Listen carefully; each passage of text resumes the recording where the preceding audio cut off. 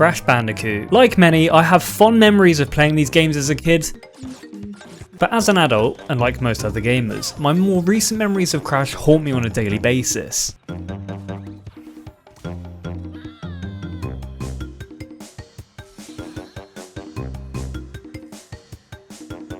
But just like people who actually enjoy eating spicy food or those that run ultramarathons for fun, it seems that sometimes we just enjoy the pain. I don't know why. I completed the Insane Trilogy at the start of 2022, and at the time I considered it a huge accomplishment. Fast forward to 2023, I'm currently a year into my attempt to complete Crash 4, and I can safely say I completed the easier Crash game. I'm scared.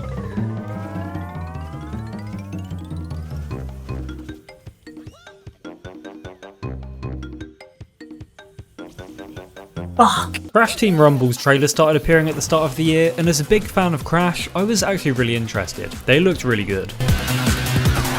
Unfortunately, when the first actual gameplay was shown a few months later, all of my interest, it went straight in the bin. Crash Team Rumble's release date arrived, and I was happily playing and failing other games until I get one certain message.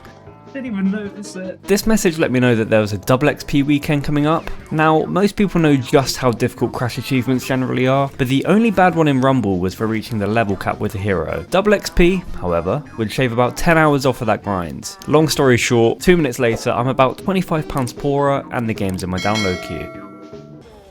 Okay, so I wasn't really planning on playing this, but Crash Team Rumble. Upon loading up the game, the first thing I decided to do is skip the tutorial, which I realised in hindsight was a pretty terrible decision. I learned to play, why would we do that? Double hero XP, 2 days, 2 hours left. So as I mentioned, there was about 2 days left on the double XP, so we had to get to work pretty quickly to be able to level up our character fully before this ran out. Blocker, booster, scorer. Now, right away I make my next two poor choices. I clearly acknowledge the three character types here, that's the scorer, blocker and booster, but as I skip the tutorial I have absolutely no idea what this means. Quite obviously, a good team composition would probably consist of all three of these character types, but within a few games, both my friend and I weren't just playing as scorers, we were playing as the exact same character. Secondly, you can also clearly see the controls are here on the screen with all these different moves I could use, but my selective vision ignored all of this and I spent close to an hour using just spin attacks and wondering why I was dying so much. I'm dead. I'm aborting. Unfortunately, my escape failed and I popped my first achievement I'm dead. for dying 30 seconds into my first match. Okay, my first achievement is to fucking die, of course it is. It seems we started as we planned to go on, proceeding to lose our opening 3 matches. Rather badly, must I say. Fuck no. We haven't won a single game yet. Now, it wasn't all doom and gloom. Even in failure, we popped a few more achievements. During these losses, I got my first kill, eventually. I deposited 25 or more relics in a match, I earned a 20% gem boost for the team, and I banked at least 800 Wumpa Fruit for a total of 5 more achievements. I'll deposit loads then.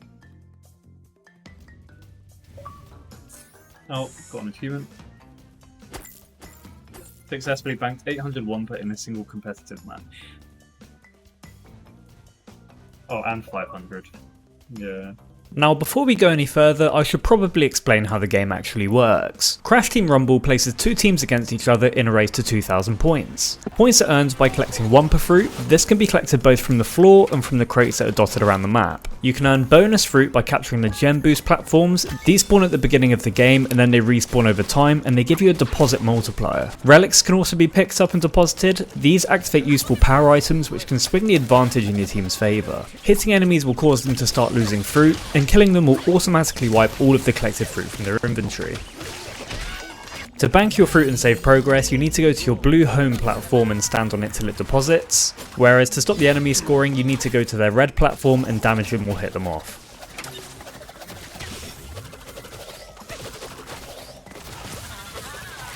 After rushing off to make lunch and inhaling my food whilst the game started up, yeah, I can't believe I'm including this clip either. We lost just one more game before things finally started to click for us. After finally taking notice and realising that I had a bunch of abilities, I tested out this slam attack against this body of water before finally going to work. You fucking bastard. Now, there's every chance that skill-based matchmaking took pity on us and matched us against some brand new players, but I finally started racking in the kills. After getting 1 kill in my previous 4 games, I managed to string together a total of 5 in one single kill streak just as the game ended. Very nice. This resulted in 4 achievements for me, 1 for the streak, 1 for 5 kills, 1 for winning as Crash, and 1 for winning with the fly trap equipped. Now the fly trap is one of a number of equipable power items, and as we unlock these throughout the game, we'll be equipping them straight away to get their related achievements. Oh my god, they're all fucking popping now, loads of achievements. Oh yeah, successfully won a competitive match with fly trap spitter as the equipped power, so yeah. And for some reason, I also got given an achievement for wearing a hat here, so hey, we'll take it. Put a hat on. Okay. They're all bloody popping. Our gameplay continued to go from strength to strength at this point. We finally managed to unlock an epic relic station and we got an achievement for our troubles here. This station requires a total of 30 relics to be deposited and only 1 team can activate it at a time. Once it's activated, they'll receive a super strong ability that can completely swing the You get an game. achievement for that? During the same match, I managed to get 10 kills, which is actually the highest kill-related achievement the game has. My 10 kill achievement. Oh yes. And I also got a 50% gem That's what boost getting and kills level earns, 2 in so I this went match. for it. Successfully earned 50% gem boost for your team in a single competitive match. I was on the spot at the end with like a max amount, but someone else capped theirs first. As we hit level 2, it's probably also a good idea to mention just how you earn XP. Here you can see all the badges that I've earned at the bottom. The more fights you engage in, fruit deposits you block, boosts you gain, they all add and improve to your badges. The more high level badges you earn, the more XP you get. As our longest achievement is for maxing out a character, it's really in your best interest to try and contribute across the board each game to maximise those XP. Each character has 1 achievement relating to their special ability. In Crash's it's his super slam. In my next game, I get the achievement for flattening 2 enemies at once using the slam, despite the fact there's clearly only 1 enemy in sight. It's a little bit random, but we get plenty of doubles later on to make up for it. I've got an achievement flatten 2 enemies at one time. At this point in time, the goal is really just to mop up every miscellaneous achievement I can whilst I grind through Crash's levels. We get achievements for equipping a backpack and also custom gear. Now, Crash doesn't get custom gear, but we unlocked a shiny item for Dingo Dial in the season pass, and we were able to equip that for the achievement. Ooh. That's nice. There we go.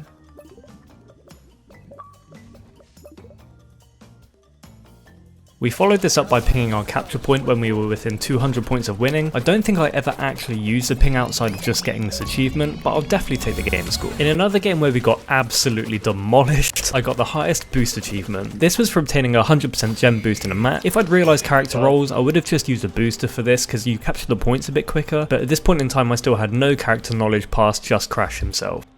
I didn't even get to deposit anything. I got my 100% gem boost, so I fucking got loads of good for that. 2 of the last miscellaneous achievements I needed, both related to banking 1 per fruit. I first had to deposit 300 fruit in one go. Now the normal cap is 130, although if you get boosts this can increase. If you use the 1 per stash power, however, you get an additional 100 and that's also boosted. So we activated our power, saved up and deposited way more than the 300 we needed all in one go. I also needed to bank 1200 in a single game, but with a bit of coordination and a similar strategy, that one proved to not be too much of an issue. Thanks, 1200 Wampa. On the long grind to max level, we also unlocked all of the powers and won a game with each one. This netted us 6 more very easy achievements. Returning the next day, we had just about 2 hours left before the double XP was due to end. We had a rather mixed bag of games here, starting off very slow but eventually heating up and improving our XP gains. Finally, with about 30 minutes left of double XP, we finally managed to hit the level cap with Crash.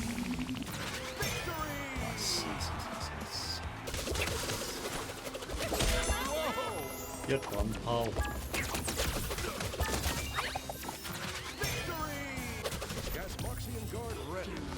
What have I done that for? Oh, wow.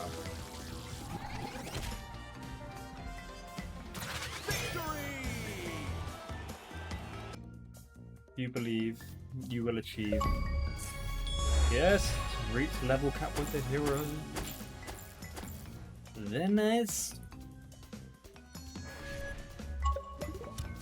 That is fantastic.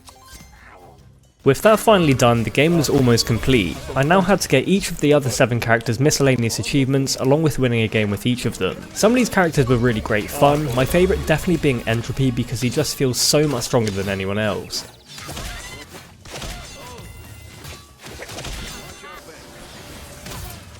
Oh god, almost got. Oh, I rinsed him.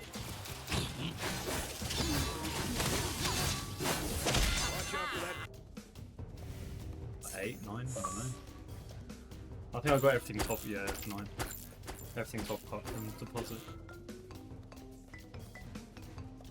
It's a bit of a shame because in hindsight I would have definitely picked another character if I'd realised just how different they all played. We did quite well with the miscellaneous achievements here, getting all of them in my first game with each character, and we actually managed to streak together a really good win streak, so we got almost all of the wins back to back. Within an hour we had almost everything done apart from a single win with Cortex. This took us an additional 45 minutes because we went on a bit of a mad losing streak at this point in time, which is quite painful when you've got 2 achievements to go. Yeah, calculated.